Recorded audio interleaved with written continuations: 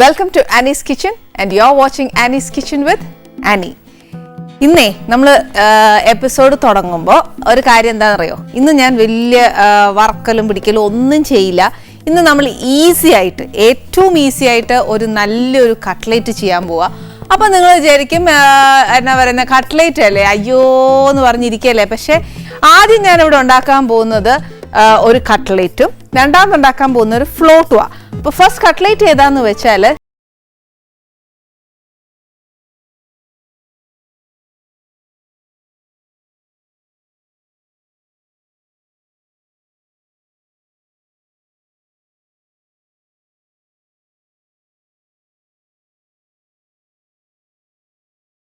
പോകുന്നത് നമ്മൾ അരിയുന്ന പിടിക്കുന്ന അങ്ങനെ ഒന്നുമില്ല. പക്ഷെ ഉരുളക്കിഴങ്ങ് വേണം. ഉരുളക്കിഴങ്ങ് ഇല്ലാതെ പറ്റത്തില്ല. നമ്മുടെ ഉണ്ടാക്കാൻ പോകുന്ന റെസിപ്പിയുടെ പേര് തന്നെ നമ്മൾ പൊട്ടാറ്റോ പറഞ്ഞിട്ടുണ്ട്. അപ്പോൾ എന്തായാലും നമുക്ക് പൊട്ടാറ്റോ വേണം.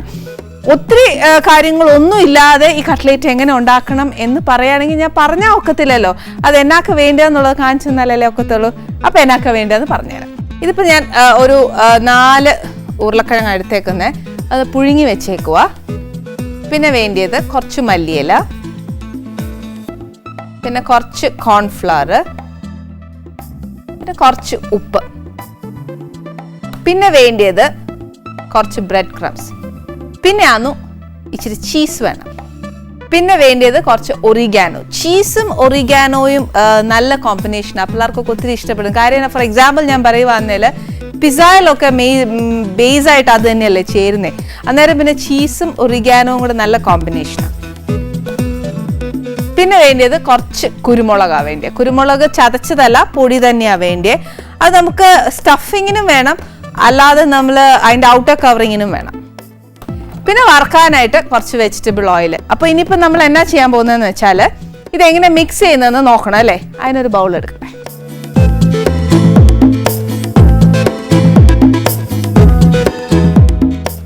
ഒരു ബൗൾ എടുത്തിട്ട് ഒന്നെങ്കിൽ നമ്മുടെ പൊട്ടാറ്റോ ഗ്രേറ്റ് ചെയ്തിടണം, അല്ലെന്നുണ്ടെങ്കിൽ നല്ലതായിട്ട് പൊടിച്ചിട്ടേച്ചാൽ മതി. ഗ്രേറ്റ് ചെയ്താലുള്ള ഗുണം എന്നാണെന്നറിയാം, പണ്ട് അമ്മമാരപ്പോൾ പൊട്ടാറ്റോ ഇങ്ങനെ പൊടിക്കുകയില്ലേ, അന്നേരം ഇച്ചിരി അതിന് ലംസ് ഒക്കെ ഉണ്ടാവും. അതില്ലാതെ ഗ്രേറ്റ് ചെയ്യുവാണെങ്കിൽ അത്രയും ഉണ്ടാവുകയില്ല. അതാ വ്യത്യാസമുള്ളൂ. പിന്നെ ഈ നമ്മുടെ അമ്മമാരൊക്കെ ആണെങ്കിൽ നല്ല കൈപഴക്കം ചെന്ന് അമ്മമാരൊക്കെ ആണെങ്കിൽ ഈ ഉരുളക്കിഴങ്ങ് പൊടിക്കുവാണെങ്കിൽ ഇത് രസമായിട്ട് ചെയ്യുന്നത്.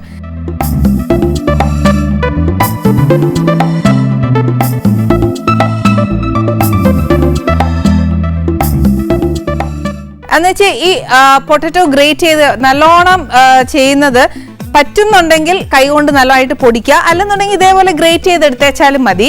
ഇനി ഇതിനകത്തോട്ട് പൊട്ടാറ്റോ ഇപ്പോൾ ഭയങ്കര പ്ലെയിൻ ആട്ടോ, ഇതിനകത്ത് നമ്മൾ ചേർത്തിട്ടില്ല. ഇനി ഇതിനകത്തോട്ട് കുറച്ച് മല്ലിയില, ഒരു ഫ്ലേവറിങ്, അത്രയും മാത്രമേ ഉള്ളൂ. പിന്നെ എന്നാന്ന് വെച്ചാൽ നമ്മൾ ഈ ചേർത്തേക്കുന്ന പൊട്ടാറ്റോയും മല്ലിയിലയും എല്ലാം കൂടെ ഒന്ന് ബൈൻഡ് ആവണ്ടേ, അതിന് വേണ്ടിയിട്ട് മാത്രം കുറച്ച് കോൺഫ്ലവർ, ഒരു 2 ടീസ്പൂൺ ഇട്ടോ. തികഞ്ഞില്ല, നമ്മൾ കുഴയ്ക്കുമ്പോഴത്തേനും നമുക്ക് അറിയാൻ മേലേ അത് ഒത്തില്ല എന്നുണ്ടെങ്കിൽ വേണമെങ്കിൽ കുറച്ചുകൂടെ കോൺഫ്ലവർ ഇട്ടോ.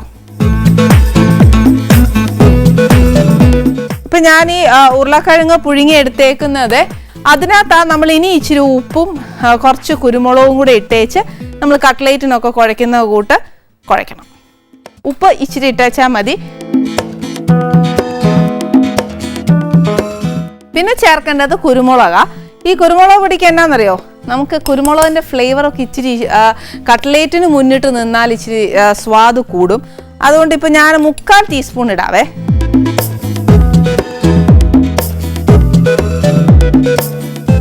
എന്നേച്ച് ഇതിനകത്തോട്ട് കുറച്ച് ബ്രെഡ് ക്രംസ്, അതായത് നമ്മുടെ ആ കോൺഫ്ലവർ ഇട്ടാൽ ഫുൾ ബൈൻഡ് ആവുകയില്ല, പക്ഷെ എന്നാലും ഇച്ചിരി ഒന്ന് ബൈൻഡ് ആവണ്ടേ, അതിന് വേണ്ടിയിട്ട്. അല്ലെങ്കിൽ ഇങ്ങനെ കയ്യിലൊക്കെ ഒട്ടിപ്പിടിക്കുവേ. അതുകൊണ്ടാണ് നമ്മൾ ഇച്ചിരി ഒരു ബ്രെഡ് ക്രംസും കൂടി ഇടുവാണെങ്കിൽ ഇതിനകത്തുള്ള വാട്ടർ കണ്ടന്റ് മുഴുവനും നമ്മുടെ ബ്രെഡിൽ പിടിക്കും. അതുകൊണ്ട് ഒത്തിരി ഇടരുത്, കുറച്ച് ഒരു പിടിയൊക്കെ ഇട്ടേച്ചാൽ മതി. ഇനി നമുക്കിത് ഫുൾ കുഴയ്ക്കാം. ഉപ്പോ എരിവോ എന്നതേലും ഒക്കെ കുറവുണ്ടെന്നുണ്ടെങ്കിൽ ഈ സമയത്ത് ചേർത്തോണം. ഉരുളക്കിഴങ്ങ് ശരിക്കും നമുക്കൊക്കെ ഒത്തിരി ഇഷ്ടമാണ്. എന്നറിയോ, ഫ്രഞ്ച് ഫ്രൈസ് ഇഷ്ടപ്പെടാത്ത ആരല്ലേ എന്ന് പറഞ്ഞാൽ ഞാനിങ്ങനെ പറയാൻ കാര്യം വെച്ചാൽ എനിക്ക് ഫ്രഞ്ച് ഫ്രൈസ് ഒത്തിരി ഇഷ്ടമാണ്. പക്ഷെ ആ ഫ്രഞ്ച് ഫ്രൈസും പിന്നെ പൊട്ടാറ്റോ വെഡ്ജസ് ഇതിനൊക്കെ ഒത്തിരി നല്ല സ്വാദാണ്. ഇതിന് നല്ലൊരു കുഴച്ചൊരു എന്നാ പറയുന്ന ഒരു മാവൊക്കെ നമ്മൾ കുഴക്കുകയല്ലേ എന്ന് പറഞ്ഞാൽ കട്ട്ലേറ്റിൻ്റെ അത്രയും കട്ടി തന്നെ ഇനും വേണം. നമ്മൾ കുഴയ്ക്കും തോറും അത് ഇച്ചിരി വാട്ടർ കണ്ടന്റ് ആവും, ഉള്ളി ഇല്ല.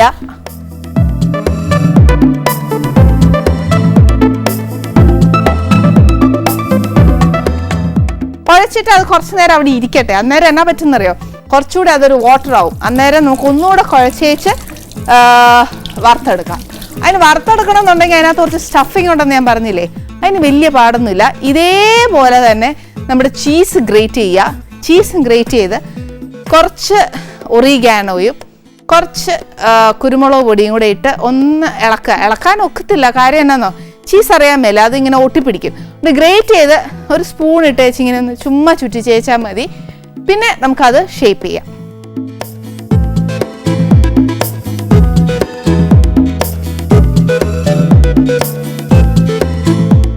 അതായത് നമുക്ക് എത്ര, നമ്മളിപ്പോൾ കുറച്ചല്ലേ കുഴച്ച് വെച്ചേക്കുന്നത്, അതിനകത്ത് 1 സ്പൂൺ സ്റ്റഫിങ്ങേ വരുന്നുള്ളൂ. അതനുസരിച്ച് നമുക്ക് ചീസ് ഗ്രേറ്റ് ചെയ്താൽ മതി.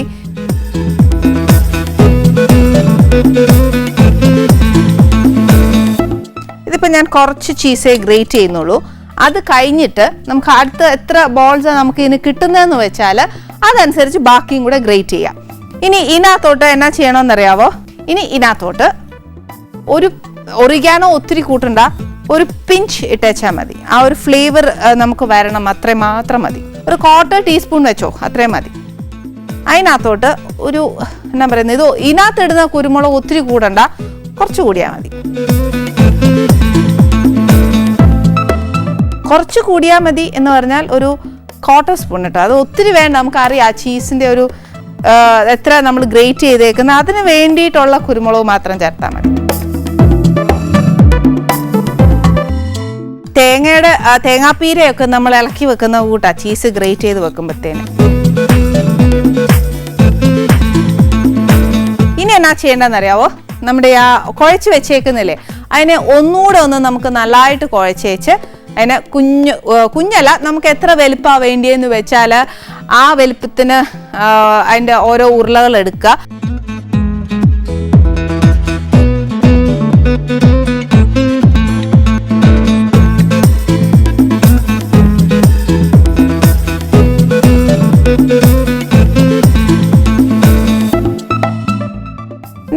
ഇതിനകത്തോട്ട് നമ്മുടെ സ്റ്റഫ്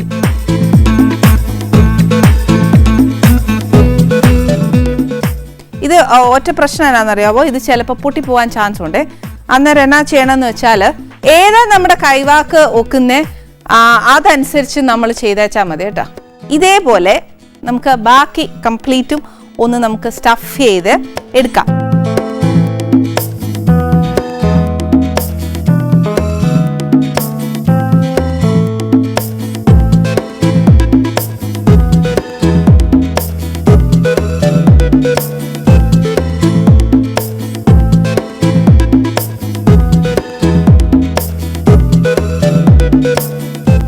ഇത് ഫുള്ളും ഞാൻ എന്നാ പറയുന്നത് സ്റ്റഫ് ചെയ്തേച്ച് ഇതിനകത്ത് ഫുൾ തീർത്തു. നമ്മളേതാ നമ്മുടെ ചീസും അതും എല്ലാം ഞാൻ തീർത്തിട്ടുണ്ട്. ഇനി എന്നാ ചെയ്യേണ്ടതെന്ന് വെച്ചാൽ എണ്ണ നല്ലതായിട്ട് ചൂടായതിന് ശേഷം നമുക്ക് ഇനി ഓരോന്നായിട്ട് ഇടണം. ഇതിനിടയിൽ നമുക്കൊരു കാര്യം കൂടെ ചെയ്യേണ്ടതെന്ന് അറിയാം. ഞാൻ നേരം കിട്ടിയപ്പോൾ ഇച്ചിരി, അതായത് നമ്മുടെ കോൺഫ്ലവർ ഇല്ലേ നമ്മുടെ കയ്യിൽ, കോൺഫ്ലവർ ഇച്ചിരി ഒന്ന് കലക്കി വെച്ച് ബ്രെഡ് ക്രംസിൽ കോൺഫ്ലവറിൽ മുക്കി ബ്രെഡ് ക്രംസിൽ മുക്കി ഇടുന്നത് ആ സാധാരണ നമ്മൾ കട്ട്ലേറ്റിന് വെജ് ചെയ്യുന്നത്. ഇപ്പം എണ്ണ നല്ല ചൂടായിട്ടുണ്ട്. ഇനി ഞാൻ നമ്മുടെ കോൺഫ്ലവറിൽ മുക്കി വെച്ച് ബ്രെഡ് ക്രംസിൽ മുക്കി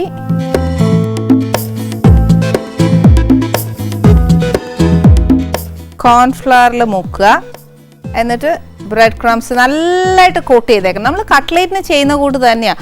പിന്നെ ഇത് വറുത്ത് മൊരിഞ്ഞൊക്കെ വരുമ്പോഴത്തേക്ക് ആ ചീസ് നമ്മൾ പിസായിലൊക്കെ കണ്ടിട്ടില്ലേ, ഇങ്ങനെ സ്റ്റിക്കി ആയിട്ട് തന്നെ ഇരിക്കും. പിള്ളേർക്കൊക്കെ ഒത്തിരി ഇഷ്ടമാണ്. ചീസൊക്കെ ഇട്ട് കഴിയുമ്പോഴത്തേക്കുണ്ടല്ലോ, ഇത് നമ്മൾ അവസാനം പിള്ളേർ നമ്മൾ വറുത്തൊക്കെ വെച്ച് കഴിയുമ്പോഴത്തേനും പിള്ളേർ പറയും, അമ്മ ഇത് കുറഞ്ഞു പോയി, ഇത്രയേ ഉള്ളൂ എന്ന് ചോദിക്കും. അത്ര നല്ല ടേസ്റ്റാണ്.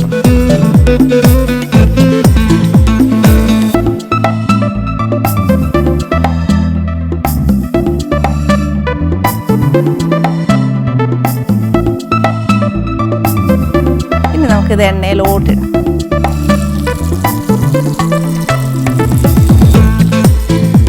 നമ്മൾ കട്ട്ലേറ്റ് ആണെങ്കിലും ഏതൊരു ഫ്രൈ ഐറ്റംസ് ഏത് ചെയ്യുവാന്നേലുണ്ടല്ലോ നല്ലോണം എണ്ണ നമ്മുടെ പാനിൽ ഒഴിച്ചില്ല എന്നുണ്ടെങ്കിൽ ആ ഫ്രൈ ചെയ്ത് വരുന്നതിൻ്റെ ഒരു എന്നാ പറയുന്ന ഒരു എടുപ്പില്ലേ അതില്ലാതായി പോകും. പക്ഷെ നമ്മൾ വീട്ടിലാണെങ്കിൽ ഇത്ര എണ്ണയൊന്നും ഒഴിക്കുകയല്ല. കാര്യം എന്നാന്ന് വെച്ചാൽ ഒത്തിരി എണ്ണ പോവുകയല്ലേ, പിന്നെ അത് ഉപയോഗിക്കാനും നോക്കിയല്ലോ. പിന്നെ അത് ഹൈ ഫ്ലെയിമിൽ ഇട്ട് കഴിഞ്ഞാൽ ഉള്ള കുഴപ്പം എന്നാന്ന് വെച്ചാൽ ഞാൻ പറഞ്ഞില്ലേ ഇച്ചിരി ഒന്ന് മൊരിയണമെങ്കിൽ ഒരു ക്രിസ്പി ആവണം എന്നുണ്ടെങ്കിൽ അത് ഇച്ചിരി നേരെ എണ്ണയിൽ കിടന്നൊന്ന് വേവണം എന്ന് പറഞ്ഞ് തീരെ അങ്ങ് സിമ്മാക്കല്, കുറച്ചൊരു മീഡിയം ഫ്ലെയിമിൽ വെച്ചാൽ മതി.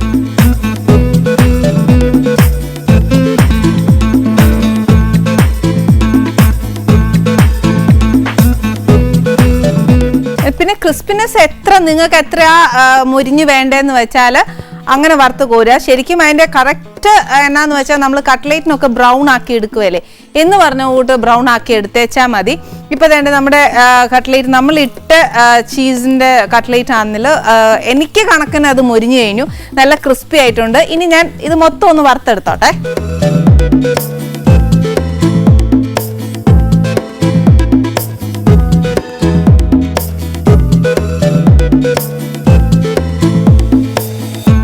വറുത്തെടുക്കുമ്പോഴത്തേക്ക് ഈ പറഞ്ഞ കൂട്ട് ഒരു ടിഷ്യൂ പേപ്പറിലൊക്കെ വെച്ച് എടുത്തേക്കുക. അപ്പോഴത്തേക്ക് അത്രയും എണ്ണയും കൂടി, ഇതിനകത്ത് ഒത്തിരി എണ്ണയൊന്നും പിടിക്കുകയില്ല, പക്ഷെ കുറച്ചുകൂടെ എണ്ണ ഡ്രെയിൻ ഔട്ട് ആവാൻ വേണ്ടി ടിഷ്യൂ പേപ്പറിലോട്ട് കോരിയാലും മതി. പിന്നെ നമ്മുടെ എന്നാ പറയുന്നത് കട്ട്ലേറ്റ്സ് ആണെങ്കിലും ഫ്രൈ ഐറ്റംസ് ആണെങ്കിലും നമ്മൾ ആദ്യം ഇട്ട് അത് വറുത്ത് കോരുമ്പോഴത്തേനും ഉണ്ടല്ലോ നമ്മുടെ എണ്ണയുടെ ചൂട് ഇച്ചിരി ഒന്ന് കുറയുവേ. അന്നേരം പിന്നെ ഉടൻ തന്നെ അടുത്ത് ഇടരുത്, ഒരു 5 minutes അതിന് കൊടുത്തതിന് ശേഷം നമ്മൾ എണ്ണയ്ക്ക് കൊടുക്കണം. എന്നുവെച്ചാൽ പിന്നെ ഇട്ടേച്ചാൽ മതി. അപ്പോൾ എന്നാന്നറിയോ നല്ല ക്രിസ്പി ആവും. ഇനി ഇതേപോലെ തന്നെ എനിക്ക് ബാക്കി എല്ലാം ഞാൻ വറുത്തെടുക്കുക മാത്രം പോരാ. ഞാൻ പറഞ്ഞില്ലേ അടുത്ത റെസിപ്പി എന്താ നമ്മൾ ചെയ്യാൻ പോകുന്ന ഒരു ചോക്ലേറ്റ് ഫ്ലോട്ടാണ് ഉണ്ടാക്കാൻ പോകുന്നത് പീനട്ട് ബട്ടർ വെച്ചിട്ട്. അപ്പോൾ അതിൻ്റെ ഇൻഗ്രീഡിയൻസ് എല്ലാം എനിക്ക് എടുത്തു വെച്ചേ ഒക്കത്തുള്ളൂ. ഇത് വറുത്തെടുക്കുകയും വേണം, എന്നാൽ രണ്ടിനെയും പ്രസൻറ്റേഷനും ഉണ്ട്. അതൊക്കെ നല്ല രസമായിട്ടോ. നമ്മൾ ആ പ്രസൻറ്റേഷനോട് കൂടി തന്നെ പിള്ളേർക്ക് ആ ഫ്ലോട്ട് കൊടുക്കണം. പക്ഷെ ആ ഫ്ലോട്ട് എന്താണെന്നുള്ളത് ചോക്ലേറ്റും കൂടിയാണ്, അപ്പോൾ പിള്ളേർക്ക് ഒത്തിരി ഇഷ്ടമാവും. നമ്മൾ നേരത്തെ ഉണ്ടാക്കിയ കട്ട്ലേറ്റ് ഞാൻ മാറ്റി വെച്ചു. എന്നാന്ന് വെച്ചാൽ ആ കട്ട്ലേറ്റ് ഉണ്ടല്ലോ ശരിക്കും പറഞ്ഞാൽ നമ്മൾ അതങ്ങോട്ട് പൊളിച്ചെടുക്കുമ്പോഴത്തേന് നമ്മൾ പിസ്സ ഒക്കെ കഴിക്കുന്ന കൂട്ട ചീസ് ഇങ്ങനെ വലിഞ്ഞ് നല്ല ടേസ്റ്റ് ആയിട്ടിരിക്കും. പിള്ളേരൊക്കെ നല്ല ചൂടോടെ കഴിച്ചാൽ പിന്നെ അമ്മയുടെ അടുത്ത് തല്ലുണ്ടാക്കാനേ നേരമുള്ളൂ. ഇനി അടുത്ത് എന്നാന്ന് വെച്ചാൽ അമ്മയുടെ അടുത്ത് കുറച്ചുകൂടെ തല്ലുണ്ടാക്കാൻ വേണ്ടിയിട്ട് ഞാൻ ഇനി ഒരു റെസിപ്പിയും കൂടെ പറഞ്ഞുതരാം. ഇപ്പോൾ ഉണ്ടാക്കാൻ പോകുന്ന റെസിപ്പിയുടെ പേരെന്നാന്ന് വെച്ചാൽ peanut butter hot chocolate float. ഇതാ ഉണ്ടാക്കുന്നത്. എന്നാ ടേസ്റ്റാണെന്നറിയാവോ? അതാ ഫ്രീസറിൽ നിന്ന് നല്ല ചില്ലായിട്ട് എടുത്ത് വെച്ചിട്ട് ഇങ്ങനെ സ്പൂണൊക്കെ വെച്ച് നമുക്ക് ഉണ്ടാക്കാം അല്ലേ. ഇതിന് വേണ്ടിയത് കുറച്ച് കട്ടിപ്പാല്, അതായത് നമ്മുടെ ഒത്തിരി വെള്ളം ചേർത്ത പാലല്ല, നല്ല തിക്ക് പാലായിരിക്കണം, അത് കുറച്ച് വേണം. പിന്നെ വേണ്ടിയത് മിൽക്ക് ചോക്ലേറ്റ് വൈറ്റ് ഉണ്ട് ഡാർക്ക് ഉണ്ട് ഏതായാലും മതി. പിന്നെ വേണ്ടിയത് കുറച്ച് ഡാർക്ക് ചോക്ലേറ്റ് ആന്നു. പിന്നെ വേണ്ടിയത് കുറച്ച് കൊക്കോ പൗഡർ, എല്ലാം ചോക്ലേറ്റ് ആട്ടോ. പിന്നെ വേണ്ടിയത് കുറച്ച് ചോക്ലേറ്റ് സിറപ്പ്. ഇതൊക്കെ നമുക്ക് ഡെക്കറേഷൻ ഉള്ളതാണ്, അത് ചേർക്കാനുള്ളതല്ല. പിന്നെ കുറച്ച് പീനട്ട്. പിന്നെ വേണ്ടി എന്നാന്ന് വെച്ചാൽ കുറച്ച് കോൺ സ്റ്റാർച്ച്. പിന്നെ വേണ്ടിയത് കുറച്ച് പീനട്ട് ബട്ടർ. അത് എത്ര വേണ്ടെന്ന് വെച്ചാൽ ഒരു 1/2 കപ്പ് ആന്നു, നമ്മുടെ ഒരു രണ്ട് ഗ്ലാസ്സിന്. പിന്നെ വേണ്ടിയത് കുറച്ചും കൂടെ ചോക്ലേറ്റ്. ഈ ചോക്ലേറ്റ് എന്നാന്ന് വെച്ചാൽ ഇതൊക്കെ ഗാർണിഷ് ചെയ്യാനാ. ഇനി തുടങ്ങുന്നതിന് മുന്നേ നമുക്ക് എന്നാ ചെയ്യണമെന്ന് വെച്ചാൽ ആദ്യം കുറച്ച് പാലെടുത്തേച്ച് കുറച്ച് കോൺ സ്റ്റാർച്ചും എടുത്തേച്ച് ഒന്ന് കലക്കി വയ്ക്കും. ഒത്തിരി ഒന്നുമില്ല, നമ്മൾ എന്നാ പറയുന്നത് നമ്മൾ ഇച്ചിരി ഹോട്ട് ചോക്ലേറ്റ് ഉണ്ടാക്കുമ്പോഴത്തേന് അത് ഇച്ചിരി ഒന്ന് കുറുകണം, അതിന് വേണ്ടിയിട്ടുള്ള മാത്രം കോൺ സ്റ്റാർച്ച് എടുത്തേച്ചാൽ മതി. പാലിൻ്റെ അളവ് എത്രയാന്ന് വെച്ചാൽ ആ കോൺ സ്റ്റാർച്ച് ഒന്ന് കലങ്ങാൻ വേണ്ടിയിട്ടുള്ളത് മാത്രം മതി.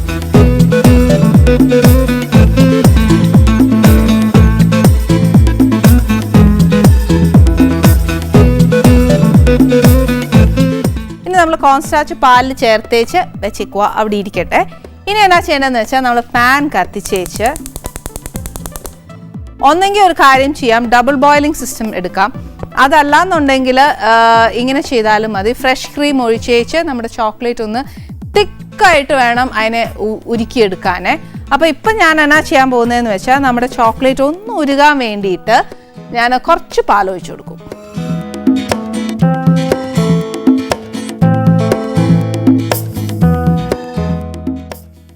വേണ്ടിയിട്ട് ഒരു 2 സ്പൂൺ, അതായത് ഒത്തിരി വേണ്ട. കാര്യം എന്നാന്നോ, നമ്മുടെ ചോക്ലേറ്റ് ഒന്ന് മെൽറ്റ് ആവാൻ വേണ്ടിയിട്ട് മാത്രമേ ഉള്ളൂ, അല്ലാതെ അതിന് അളവൊന്നും പറയാൻ ഒക്കിയല്ല കേട്ടോ.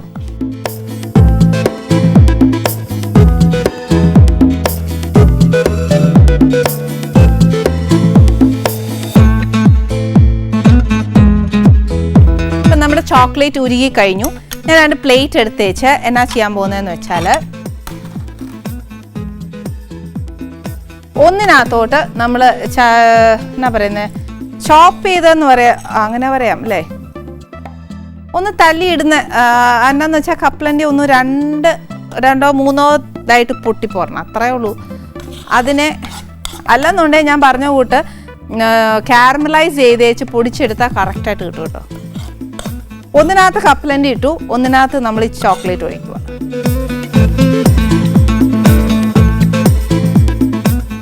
ഇപ്പം ഞാൻ ഒന്നിനകത്ത് കപ്പലണ്ടിയും ചേർത്തു, ഒന്നിനകത്ത് ചോക്ലേറ്റും ഇട്ടു. ഇനി നമ്മുടെ ഗാർണിഷിങ് ചെയ്യാൻ പോകുന്നത്. ഗ്ലാസ് എടുത്ത് വെച്ച് നമ്മൾ തലകുത്തി പിടിക്കുക. ഇങ്ങനെയല്ല നമ്മൾ ഫ്ലോട്ട് ഉണ്ടാക്കുന്നത്. ഇതിനകത്തോട്ട് ഞാൻ മുക്കുക, അതായത് ആ ചോക്ലേറ്റ് നമ്മുടെ ഗ്ലാസ്സിൽ പിടിക്കണം. പിടിച്ചു, സ്ട്രെയിറ്റ്. ഇനി എന്നാ ചെയ്യണം, നമ്മൾ പീനട്ടിലേക്ക് ഡിപ്പ് ചെയ്യുക. അവിടെ ഇരിക്കട്ടെ. ഇതേപോലെ സെക്കൻഡ് ഗ്ലാസ്.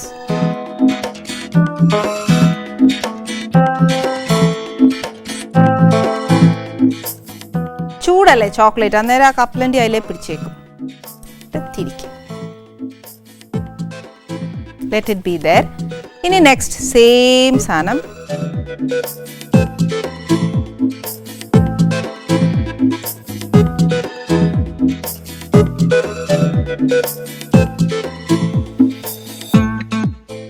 ഇനി ഇപ്പം നിങ്ങൾ നോക്കുമ്പോഴത്തേനും നമ്മുടെ കപ്പലണ്ടി എല്ലാം ഇങ്ങനെ പൊഴിഞ്ഞു പോകുന്നതായിട്ട് തോന്നുകയല്ലേ.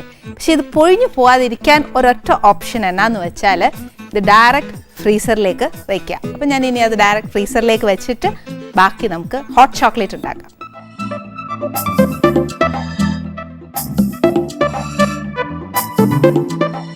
അത് അങ്ങനെ ഫ്രീസായിട്ട് ഇരിക്കുമ്പോൾ തന്നെ ആ ചോക്ലേറ്റും നമ്മുടെ കപ്പലണ്ടി എല്ലാം കൂടെ ആ ഗ്ലാസ്സിൽ അങ്ങ് പിടിക്കും.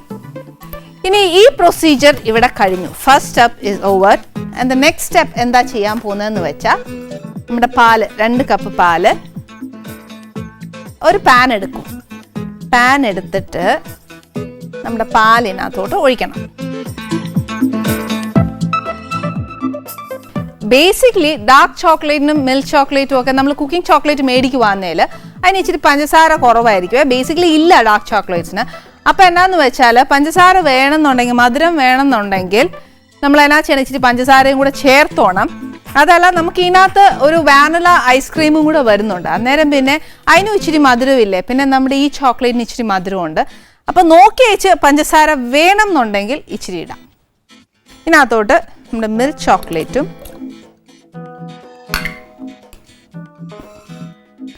നമ്മുടെ ഡാർക്ക് ചോക്ലേറ്റും പിന്നെ നമ്മുടെ കൊക്കോ പൗഡർ ഒരു വലിയ 2 ടീസ്പൂൺ തന്നെ ഇട്ടു. എന്നേച്ച് ഇതിന് പക്ഷേ നമുക്ക് എന്നാ ചെയ്യണമെന്നോ, വലിയ അടുപ്പ് ഒക്കുകയില്ല, നമുക്ക് കുഞ്ഞടുപ്പിൽ വെച്ച് അതിനെ ഉരുക്കി എടുക്കണം. ഇനി ഇത് നല്ലതായിട്ട് നമ്മുടെ ചോക്ലേറ്റ് ഒന്ന് ഉരുകണം. ഉരുകി കഴിഞ്ഞതിന് ശേഷം ഒരു 1/2 കപ്പ് പീനട്ട് ബട്ടർ ചേർക്കുക. അപ്പോൾ ഉരുകുന്നതിന് മുന്നേ ചേർക്കരുത്, ഉരുകി കഴിഞ്ഞിട്ട്.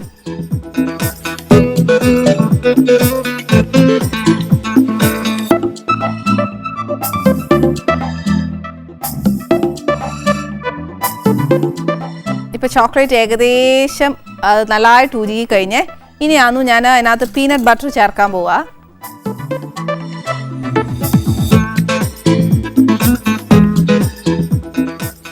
ഒരു 1/2 കപ്പ്, ഓൾമോസ്റ്റ് 1/2 കപ്പ്.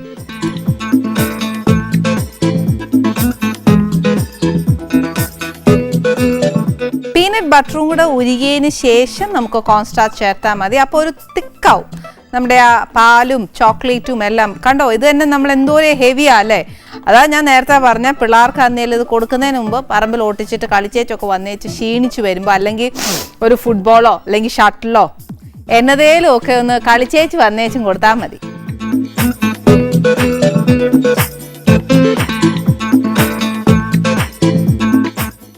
പീനട്ട് ബട്ടറും നല്ലതായിട്ട് അതിനകത്തോട്ട് അലിഞ്ഞ് ചേർന്നിട്ടുണ്ട്. ഇനി ഒന്ന് തിളച്ചതിന് ശേഷം നമ്മൾ കലക്കി വെച്ചേക്കുന്ന കോൺസ്റ്റാച്ച് ഇല്ലേ അതിനകത്തോട്ട് ചേർക്കുമ്പോഴത്തേക്ക് അതൊരു തിക്ക് ഇതാവും, ഒന്ന് കുറുകി വരികയല്ലേ, ആ കൺസിസ്റ്റൻസി ആവും.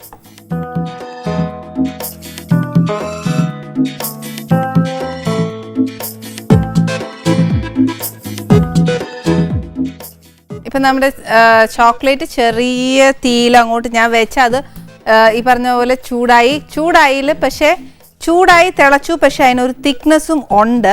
പിന്നെ ഇനി കോൺസ്റ്റാച്ച് ചേർക്കുമ്പോൾ നമ്മൾ നോക്കിയേച്ചും ചേർത്താൽ മതി.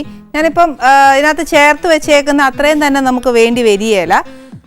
ഓൾറെഡി നമ്മുടെ ചോക്ലേറ്റ് നല്ല കുറുകിയായിരിക്കുന്നത്, പിന്നെയും നമ്മളത് ചേർക്കണ്ടല്ലോ. നല്ല തിളച്ചു കുറുകുമ്പോൾ ഉണ്ടാകുന്ന ഒരു ബബിൾസ് ഇല്ലേ, അതാ ഇപ്പോൾ ചോക്ലേറ്റിനകത്ത് നിന്ന് വരുന്നത്. ഇതിനി ഓഫ് ചെയ്തില്ല എന്നുണ്ടെങ്കിൽ ദേഹത്ത് തെറിക്കാൻ ചാൻസ് ഉണ്ട്. ഓഫ് ചെയ്തു, ഇതിനിപ്പോൾ എല്ലാം എൻ്റെ ദേഹത്ത് തെറിക്കും. ഇനിയിപ്പോൾ എന്നാ ചെയ്യണമെന്നറിയോ, നെക്സ്റ്റ് നമ്മൾ അതിനെ പ്രസൻറ്റ് ചെയ്യുമ്പോഴത്തേക്ക് ഹോട്ട് ചോക്ലേറ്റ് ആകുമ്പോൾ നമ്മൾ ഇതേപോലെ ചോക്ലേറ്റ് എടുത്ത് അതിനകത്തോട്ട് ഒഴിക്കരുത്, ഒരു വാം മതി അത്ര. അതല്ലെങ്കിൽ ഉണ്ടല്ലോ ഐസ്ക്രീമുമായിട്ട് ചേരുമ്പോഴത്തേന് ആ ഐസ്ക്രീം ഒത്തിരി അങ്ങ് അലുത്തു പോവും. അതല്ല, പിള്ളേർക്ക് ഇങ്ങനെ ഹോട്ട് ചോക്ലേറ്റ് ആയിട്ട് തന്നെ വേണമെന്ന് പറയുവാണെങ്കിൽ ഡയറക്റ്റ് ഒഴിക്കാം കേട്ടോ. അപ്പം നമുക്ക് ഒരു കാര്യം ചെയ്യാം, ഞാനിപ്പം ഒരു ഗ്ലാസ് എങ്ങനെയാണെന്നുള്ളത് പ്രസൻറ്റ് ചെയ്ത് കാണിച്ചു തരാം.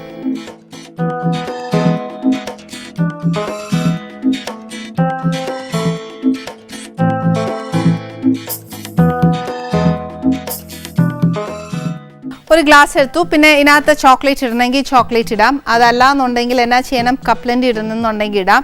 ഇത്രയും ചോക്ലേറ്റ് പോരാന്നുണ്ടെങ്കിൽ കുറച്ച് നമ്മൾ ഇടുന്ന സമയത്ത് അടിയിൽ കുറച്ച് ഫ്രഷ് ക്രീം, അതായത് നല്ല തിക്ക് ക്രീം ആണെങ്കിൽ ചേർക്കാം. ഇതൊന്നും ഇല്ലെന്നുണ്ടെങ്കിൽ ഇച്ചിരി കപ്പലണ്ടി ഇട്ടേച്ചാൽ മതി. നമ്മളിത് ചെയ്യുമ്പോഴത്തേന് തന്നെ ആ കപ്പലണ്ടി നമ്മൾ കോട്ട് ചെയ്യല്ലേ, അന്നേരം തന്നെ ഇതിനകത്തോട്ട് കുറച്ച് വീഴും. അത്രയൊന്നും വീണില്ല, സപ്പോസ് അല്ല വീണില്ല എന്നുണ്ടെങ്കിൽ ഒരു ഇച്ചിരി കൂടി ഇട്ടോ, കുഴപ്പമൊന്നുമില്ല.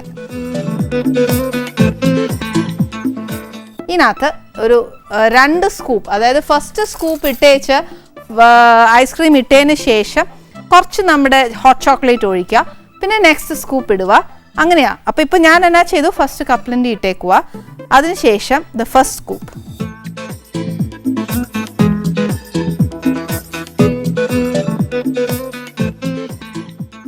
ഇതിനകത്തോട്ട് നമ്മുടെ ഹോട്ട് ചോക്ലേറ്റ് കുറച്ച് ഒഴിക്കണം, കുറച്ചല്ല ഒഴിക്കാം.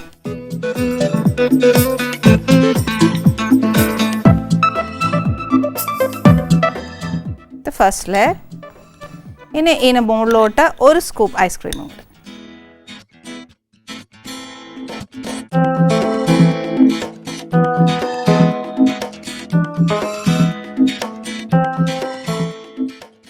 ഓക്കെ, ഇട്ടു, ഐസ്ക്രീമും ഇട്ടു. ഇനി എന്നാന്ന് വെച്ചാൽ നമുക്ക് കുറച്ച് ചോക്ലേറ്റ് സിറപ്പ് ഇതിനകത്ത് ഒഴിക്കണം. അത് ഡിസൈനൊക്കെ ആയിട്ട് ഒഴിച്ചു വേണം, ഞാനിപ്പോൾ ചുമ്മാ ഇങ്ങനെ വട്ടം കറക്കത്തേ ഉള്ളൂ.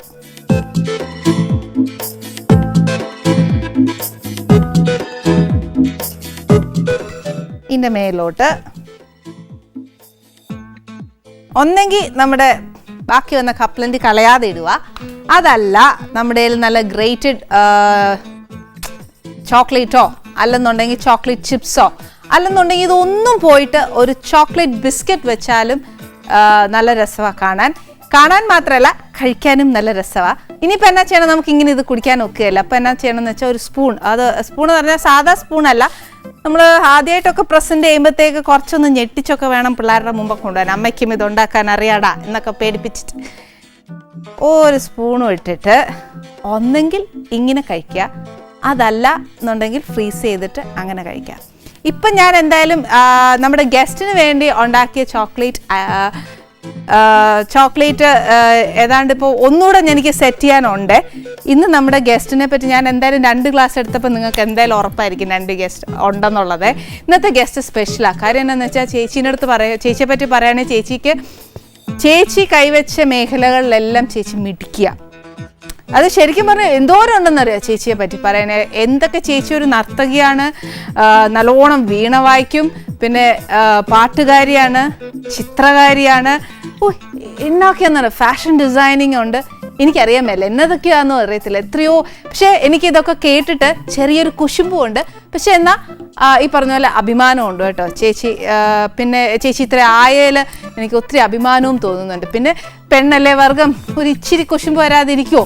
പിന്നെ അത് പോട്ടെ, ചേച്ചിയുടെ കാര്യം പോട്ടെ, മോളാണെങ്കിലോ അതിലും ഏറെ മിടുക്കി. എന്നാന്ന് വെച്ചാൽ ശരിക്കും പറഞ്ഞാൽ എനിക്ക് സന്തോഷം കേട്ടോ. പിള്ളേരൊക്കെ ഇങ്ങനെ മിടുക്കി ആവുന്നതിൽ, മിടുക്കനും മിടുക്കിമാരും ഒക്കെ ആവുന്നതിൽ ശരിക്കും അമ്മമാർക്ക് ഒത്തിരി സന്തോഷമാണ്. They should feel proud of themself അല്ലേ.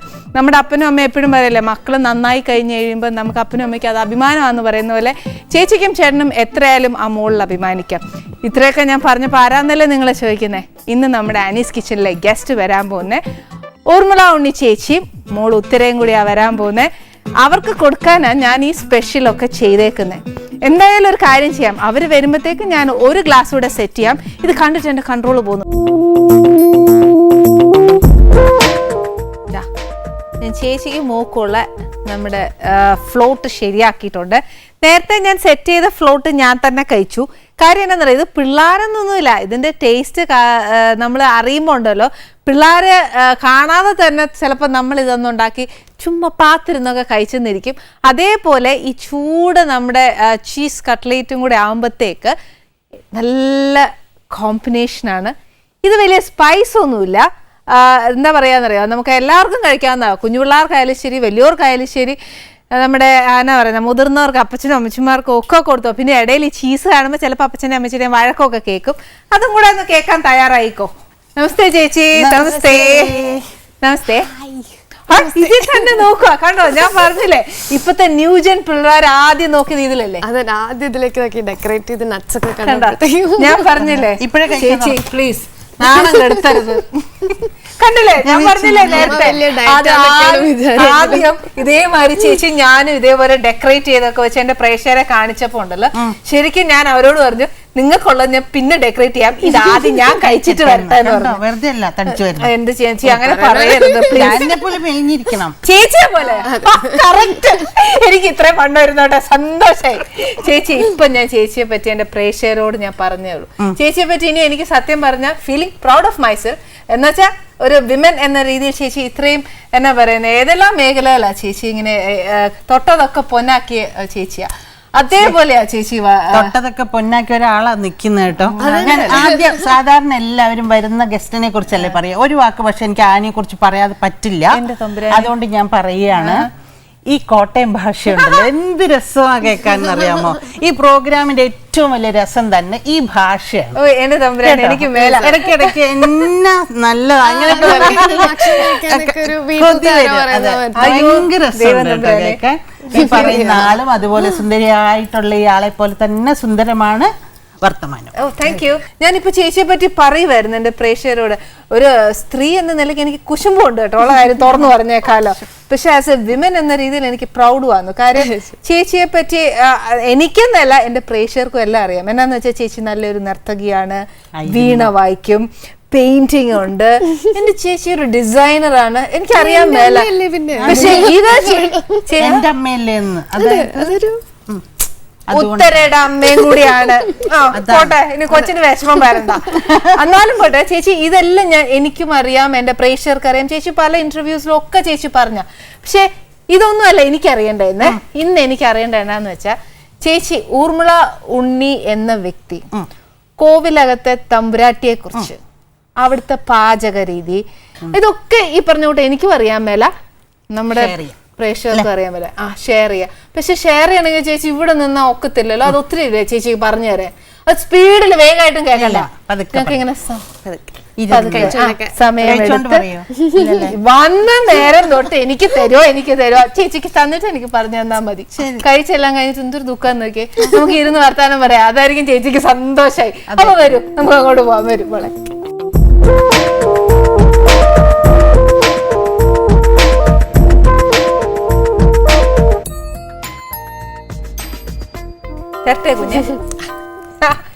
ഒരു കാര്യം ചെയ്യാം, കട്ട്ലറ്റ് അങ്ങ് കഴിക്കാം. ഇത് ഫ്രിഡ്ജിൽ ഇരുന്നോട്ടെ, എന്നിട്ട് അവസാനം കഴിക്കാം. അപ്പൊ ഞാനത് ഫ്രിഡ്ജിൽ വെച്ചു വരാം.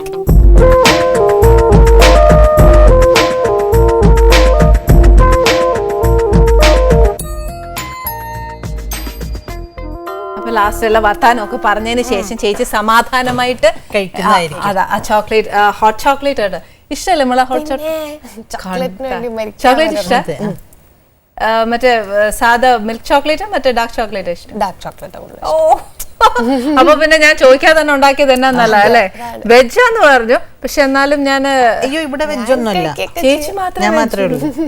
ഓ ഇയാളെല്ലാം കഴിക്കും എല്ലാം ചിക്കനും സീ ഫുഡ് മൊത്തം. ഓക്കെ, അപ്പൊ രണ്ട് രീതിയിൽ എനിക്ക് പറഞ്ഞുതരാൻ പറ്റും. കോവിലത്തെ കാര്യങ്ങളും പറയാം, പിന്നെ മോളുടെ കാര്യം, മോള് നോൺ വെജ് ആയതിന്റെ കാര്യവും ഒക്കെ അല്ലേ ഡീറ്റെയിൽ ആയിട്ട്. അപ്പൊ ചേച്ചി ഒന്ന് പറഞ്ഞേ, ഇത് ഞാൻ പിന്നെ തരാം ചേച്ചി. ഓ എന്നെ സമ്മതിക്കുവേല, ഞാൻ എന്തായാലും ചേച്ചി കഴിച്ചോണ്ട് പറഞ്ഞാലും മതി. എനിക്കപ്പോ എനിക്ക് തന്നെ ഒരു സമാധാനം ഉണ്ടല്ലോ.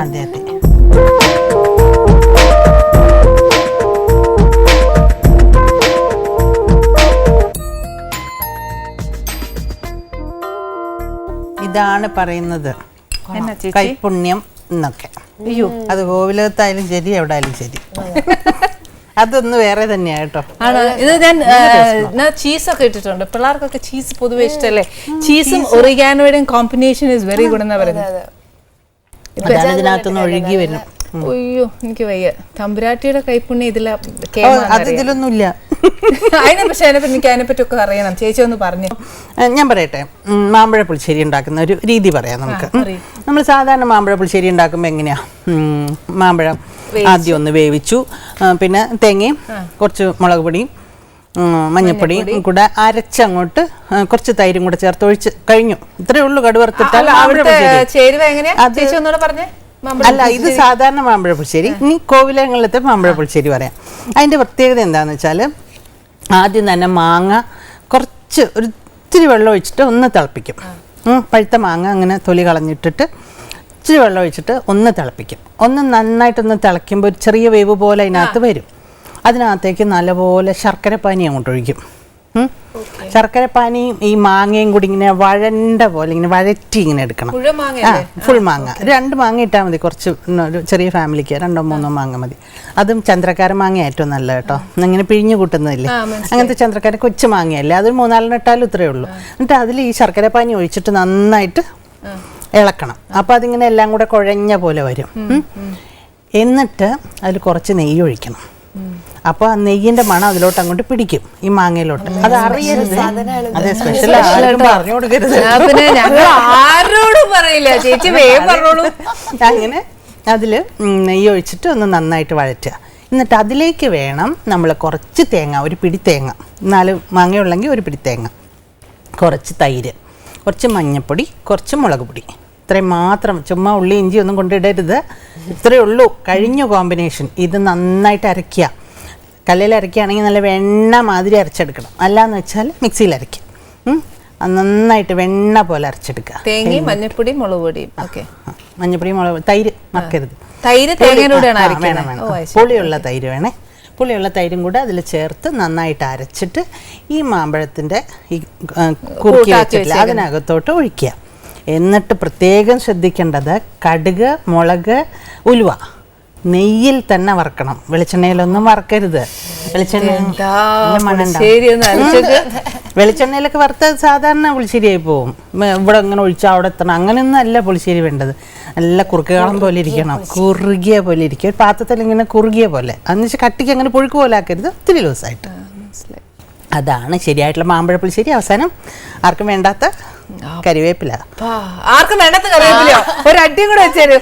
എന്റെ ഒരു ജീവനാ. മുഖത്തേക്ക് നോക്കിയെന്ന് എല്ലാ പരിപാടിയിലും കരിവേപ്പിലയ്ക്ക് വലിയ പ്രാധാന്യം കൊടുക്കുന്ന ഒരാളാണ്. ഞാൻ എല്ലാ എപ്പിസോഡിലും ശ്രദ്ധിക്കും കേട്ടോ. സത്യം എനിക്ക് എന്നാ ലാസ്റ്റ് ആ കറിവേപ്പിലയൊക്കെ ഒന്ന് ഇട്ടേച്ച ആ മീൻകറിയും ഇറച്ചിക്കറി ആണേലും ഈ പറഞ്ഞുകൊണ്ട് ഒരു പുളിശ്ശേരി ആണേ പോലും അത് ഇട്ടാൽ ഉണ്ടാവുന്ന ഒരു സ്വാദ്. പിന്നെ ഈ കറിവേപ്പില ഇങ്ങനെ പറയരുത്. കറിവേപ്പിലയെ പറ്റിയുള്ള ഔഷധ ഗുണങ്ങൾ എന്നൊക്കെയാണ്. മുടി വളരണമെങ്കിൽ ഏറ്റവും നല്ലത് കറിവേപ്പിലയല്ലേ. ചേച്ചി ഈ മുടിയുടെ രഹസ്യങ്ങളെന്ന് പറഞ്ഞു. ഇതിന് രഹസ്യമൊന്നുമില്ല, പാരമ്പര്യമാണ്. പക്ഷെ കറിവേപ്പില വെളിച്ചെണ്ണയും കൂടിയിട്ട് നന്നായിട്ട് കാച്ചണം. അപ്പൊ അതിന്റെ കൂടെ കുറച്ച് മൈലാഞ്ചിയുടെ ഇലയും കൂടി ഇടുക. എന്നിട്ട് നന്നായിട്ട് തിളപ്പിച്ച് ചൂടാക്കി ഓഫ് ചെയ്ത് വെക്കുക. ആ എണ്ണ ഇതിൽ നിന്ന് പിഴിഞ്ഞെടുക്കുക. ഈ ഇല പിഴിഞ്ഞ് മാറ്റിയിട്ട് ഡെയിലി തലയിൽ തേച്ചാൽ മതി. നല്ല കറുത്ത ഇടതൂർന്ന തലമുടി വളരും.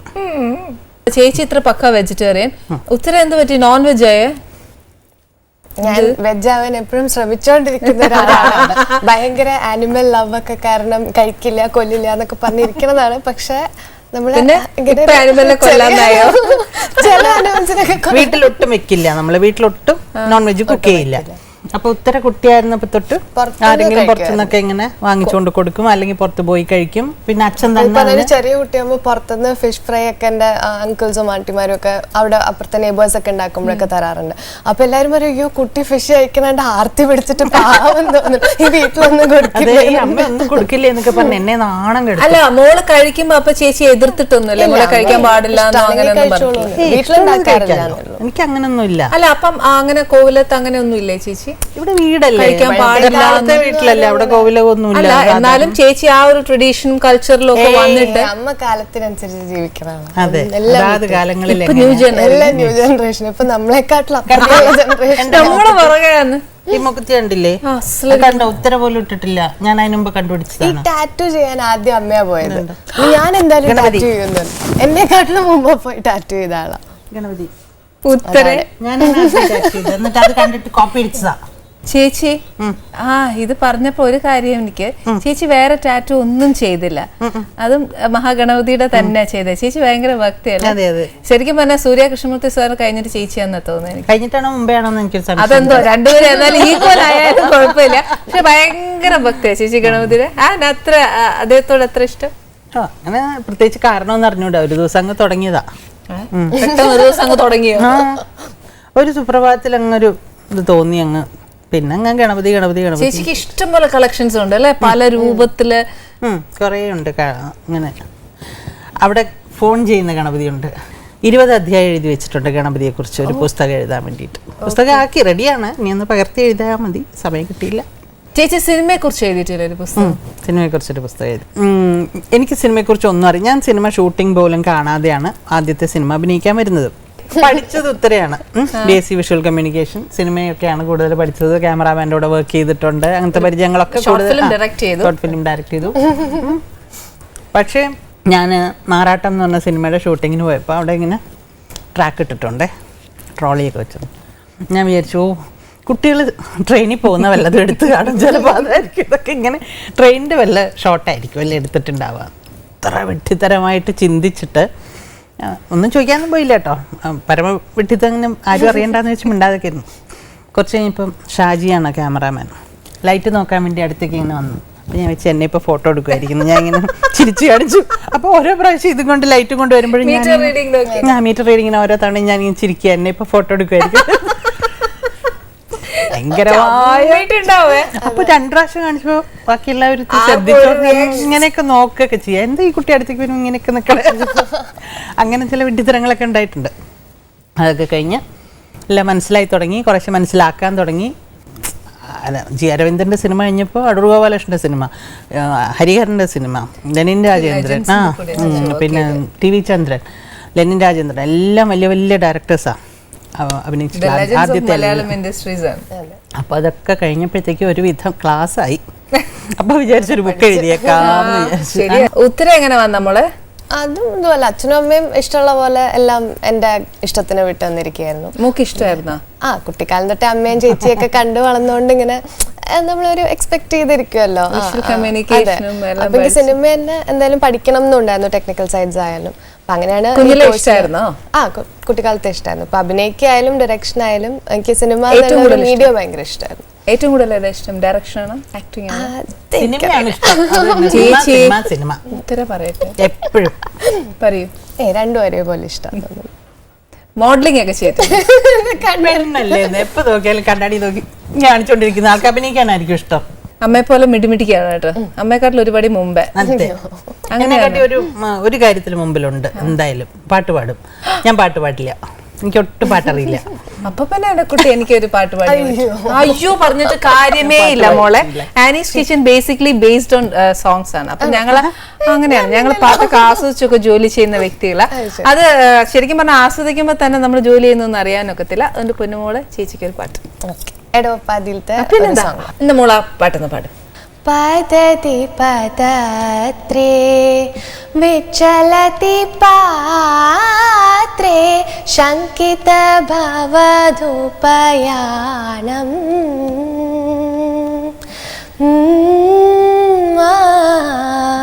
पतति पतत्रे विचलति पात्रे शङ्कित भवधूपयानम् रचयति शयनं सचकितनयनं पश्यति तव पन्दानम् धीरसमीरे यमुनातीरे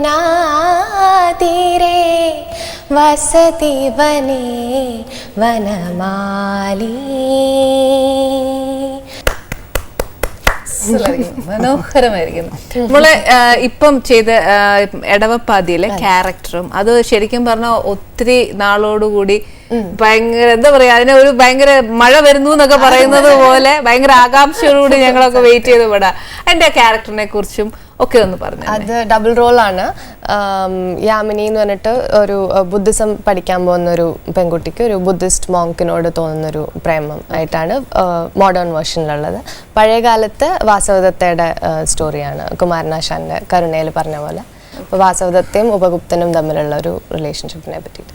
അപ്പോൾ അങ്ങനെ പഴയകാലത്തെ ഒരു ദേവദാസിയായിട്ടും പുതിയ കാലത്തെ ഒരു സാധാരണ ഒരു പെൺകുട്ടിയായിട്ടും, അപ്പം അങ്ങനെ രണ്ടും ടോട്ടലി ഡിഫറെൻ്റ് ആയിട്ടുള്ള രണ്ട് റോൾസ് ആണ്. ഇത് ഡ്രസ് കോഡ് ആയാലും ഒക്കെ ഡിഫറെന്റ് ആണ്. എല്ലാ ക്യാരക്ടേഴ്സിനും ഡബിൾ റോൾസ് ആണ് ശരിക്കും, പുതിയ കാലത്തും പഴയ കാലത്തും. ഇപ്പൊ മനീഷ കൊയ്രാലയാണ് അമ്മയായിട്ട് ചെയ്തിരിക്കുന്നത് രണ്ടിലും. സിദ്ധാർത്ഥാണ് നമ്മുടെ പഴയ അക്കോസോട്ടോ ഹീറോ ആയിട്ട് ചെയ്തിരിക്കുന്നത്. അപ്പൊ ശരിക്കും ഹോംവർക്ക് ചെയ്യേണ്ടി വന്നു നമ്മള് പഴയ കാലത്തിന്റെ കാര്യമായോണ്ട് ഒന്നും പറഞ്ഞില്ല. അപ്പൊ ഹോംവർക്ക് ചെയ്യാൻ ഒന്നും സമ്മതിക്കില്ല. ഓൺ ദ സ്പോട്ടാണ് പറഞ്ഞുതരിക എന്താണ് സീൻ, എന്താണ് സാറിന്റെ മനസ്സിൽ എന്താണോ അത് അന്നേരം സ്റ്റോറി എന്താന്ന് തന്നെ ഷൂട്ടിംഗ് മുഴുവൻ കഴിഞ്ഞപ്പോഴാണ് ഞങ്ങൾക്കൊക്കെ തന്നെ പിടികിട്ടിയത്. പ്രിവ്യൂ നമ്മളെല്ലാരും അങ്ങോട്ടും ഇങ്ങോട്ടും അല്ല എന്താ സാർ ഉദ്ദേശിച്ചെന്ന് കുറച്ചൊരു ഒന്നും പറഞ്ഞു തരില്ല. ചിലപ്പോ ഇങ്ങനെ അസിസ്റ്റന്റ് ഡയറക്ടേഴ്സ് ഒക്കെ ഷോട്ടിന് മുമ്പ് വന്ന് പറഞ്ഞു ഉത്തര ഇതാണ് നീ പ്രാർത്ഥിച്ചുകൊണ്ട് നിൽക്കുമ്പോൾ നീ ആലോചിക്കുന്നത് ഓവർലാപ്പ് ഇങ്ങനെയാണ് പോകുന്നത് എന്നൊക്കെ പറയാം. അപ്പൊ സാർ അവിടെ നിന്ന് എന്തിനാ അതൊക്കെ പറഞ്ഞു കൊടുത്തത്, അതൊന്നും പറഞ്ഞു കൊടുക്കേണ്ട കാര്യം.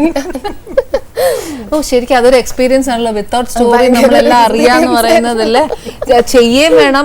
നമുക്ക് ആ ക്യാരക്ടറിനെ കുറിച്ച് ഒന്നും അറിയാതെ നമ്മൾ എന്നാ ചെയ്യും അല്ലേ. ഞാൻ ഇടയ്ക്കിടയ്ക്ക് ഇങ്ങനെ ചോദിക്കും സാർ ഇങ്ങനെയല്ലേ ഉദ്ദേശിച്ചത്, അങ്ങനെ പറയാം. പക്ഷെ അത് ശരിക്കും ഒത്തിരി തന്നെ ഞാൻ അപ്രിഷിയേറ്റ് ചെയ്യണം കേട്ടോ. കാര്യം എന്താന്ന് വെച്ചാൽ കഥ അറിയില്ല, ക്യാരക്ടർ അറിയില്ല, ഒന്നും അറിയാതെ മോള് ചെയ്തില്ലേ, അത് തന്നെ ഏറ്റവും വലിയ നല്ല കാര്യല്ലേടോ. ഡാൻസ് ഒക്കെ പഠിച്ചിട്ടുണ്ട്? ഞാൻ പത്മ സുബ്രഹ്മണ്യത്തിന്റെ അടുത്താണ് BFA ഭരതനാട്യം ഡിഗ്രി കോഴ്സ് ചെയ്തത്. മാത്രല്ല മൂക്ക് എന്തോരം അവാർഡ്സ് കിട്ടിയിട്ടുണ്ട് അല്ലേ. ഇഷ്ടംമാതിരി. അത് ശരിക്കും ഒരു കൊച്ചു മിടിക്കുക തന്നെ കേട്ടോ, അമ്മയെക്കാട്ടിൽ ഇനി മിടിക്കാവട്ടെ. ചേച്ചി പെയിന്റിംഗ് ഒക്കെ എങ്ങനെ പിന്നെ പഠിച്ചാണ്? അല്ല, അച്ഛൻ വരയ്ക്കുമായിരുന്നു നന്നായിട്ട്. വരയുണ്ടായിരുന്നു, എനിക്ക് കുറച്ചൊരു താല്പര്യം ഉണ്ടായിരുന്നു. ഓക്കെ. പിന്നെ ഈ സാരിയിൽ വരയ്ക്കാൻ തുടങ്ങിയപ്പോഴാണ്. അല്ലാതെ സാരീസിലല്ലാതെ ചേച്ചി എക്സിബിഷൻ ഇല്ല ചെയ്തിട്ടുണ്ട്. ഗണപതി എക്സിബിഷൻ ചെയ്തിട്ടുണ്ട് വരച്ചിട്ട്, പണ്ട് ഒരു 10-15 വർഷം മുമ്പേ. ഓക്കെ. അല്ലാണ്ട് വേറെ ഒന്നും ചെയ്തിട്ടില്ല.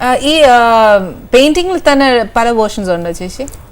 തഞ്ചാവൂർ പെയിന്റിംഗ് ചെയ്യുന്നുണ്ട് സാരീസിൽ തന്നെ. പിന്നെ മധുബനി, കലങ്കാരി ഒക്കെ നമ്മൾ. ചേച്ചിക്ക് എവിടെയാ നേരം കിട്ടുന്നത്? ഇപ്പൊ അതിനൊക്കെ സമയമുള്ളൂ, സിനിമയിൽ വേഷമില്ലല്ലോ. അമ്മ ചെയ്തേല് മോക്ക് ഇഷ്ടപ്പെട്ട ഏറ്റവും നല്ലൊരു അമ്മ? എനിക്കങ്ങനെ അമ്മയായിട്ട് തോന്നണേലും എനിക്ക് ഏറ്റവും ഇഷ്ടം അപരിചിതനത്തെ ഓജോ ബോർഡ് നോക്കണ തമ്പുരാറ്റി. അയ്യോ, ആ വലിയ പൊട്ടൊക്കെ തൊട്ട് വരുന്ന അമ്മച്ചിയോ? ഒരു പ്രേതായിട്ട് കുറച്ച് അമ്മ വരട്ടോ? ചീത്ത പറയുന്നതിന്റെ അല്ല, ഈ ഒരു പ്രേതത്തിന്റെ ഒരു രൂപം ഞങ്ങളുടെ വീട്ടില് ഞങ്ങളുടെ ബെഡ്റൂമിൽ എന്റെ ഒരു വലിയ പടം വെച്ചിട്ടുണ്ട്, പഴയ ഒരു തമ്പുരാട്ടിയായിട്ട് ഇങ്ങനെ ഇരിക്കുന്നു. ഉത്തരം എപ്പോഴും പറയും ഞാൻ അതിന്റെ മുകളിൽ വല്ല തോർത്തുമുണ്ട് എടുത്തിട്ട് രാത്രി കിടക്കുള്ള എനിക്കത് കാണുമ്പോഴേ പേടിയായിട്ട് അമ്മ ഈ പടം എടുത്ത് മാറ്റോട്. അമ്മ വീട്ടിലെങ്ങനെയാ? ഇതേമാതിരി ഭയങ്കര ഫ്രണ്ട്ലിയാ? ഇതിലും കുറച്ച് കൂടുതലാണ് അച്ഛന?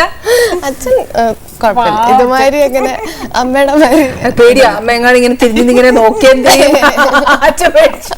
അച്ഛനാണ് ഉള്ളതിൽ കുറച്ചും കൂടെ റിലാക്സ്ഡ് ആയിട്ട് കാമൻ കമ്പോസ്ഡ് ആയിട്ടുള്ള ഒരാള്.